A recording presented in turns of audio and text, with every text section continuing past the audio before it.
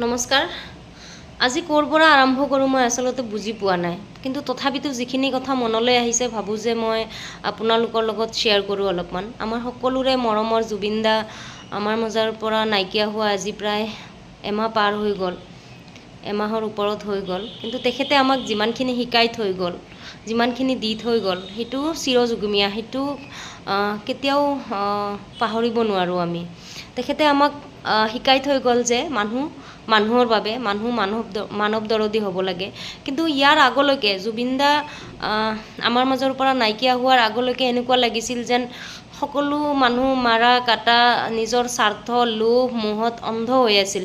যিখিনি সময়ত অসমটো ধৰ্মৰ নামত বিভাজন হৈ আছিল, ভংগ হৈ আছিল, কাজিয়া বহুত ধৰণৰ কিবা কিবি দুৰ্ঘটনা হৈ আছিল আমাৰ মাজত, সেই সময়ত মানে জুবিন দাৰ এই ঘটনাটো কেনেকৈ গোটেই অসমখনত একেলগ কৰিলে। আৰু তেখেতে ইনকাম কৰিছে বহুত, তেখেতৰ মানে ইনকামৰ হিচাপ নাই, বেহিচাপ ইনকাম কৰিছে।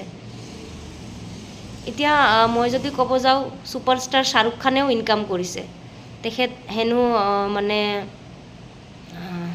এক্টৰৰ ভিতৰত কিবা নাম্বাৰ 1ত আছে নেকি ধনী মানুহ হিচাপে। কিন্তু জুবিন দাই কি ইনকাম কৰিছে? জুবিন দাই ইনকাম কৰিছে মানুহ, মৰম, আত্মীয়তা।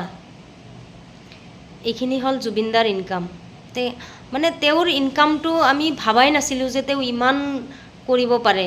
তেওঁ নোহোৱা হৈ যোৱাৰ পিছত দেখোন তেওঁৰ গোটেই পুঞ্জীবিলাক এটা এটাকৈ ওলাই আছে, অমুকৰ পৰা ওলাই আছে, তমুকৰ পৰা ওলাই আছে, অমুকক টকা দিছে, অমুক দুখীয়াক সহায় কৰিছে।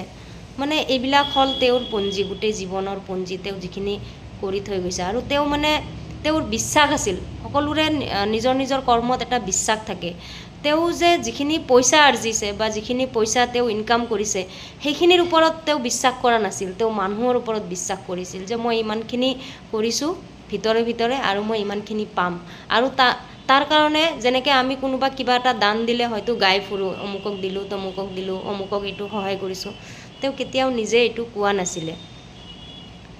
নোকোৱাৰ পিছতো যিহেতু তেওঁ সঁচা অৰ্থত কৰিছিলে, আৰু সঁচা অৰ্থত সেই কথাখিনি, তেওঁৰ সেই ভাল বস্তুখিনি, তেওঁৰ ভাল সেই কৰ্মৰাজিখিনি এতিয়া আমাৰ ৰাইজৰ চকুত নিজে ওলাই পৰিছে সকলো বস্তু।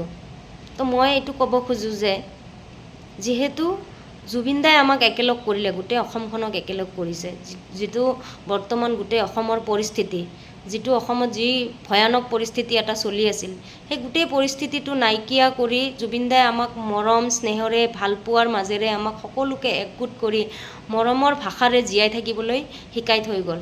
আৰু মই এইটো ক'ব খোজোঁ যে বৰ্তমান অসমখনৰ যিটো পৰিস্থিতি, আমাক আকৌ ভাগ কৰাৰ চেষ্টা চলি আছে, যাতে আমি আকৌ খোৱা কামোৰা কৰোঁ, আকৌ কাজিয়া কৰোঁ, তেনেকুৱা ধৰণৰ এটা পৰিস্থিতি চলি আছে।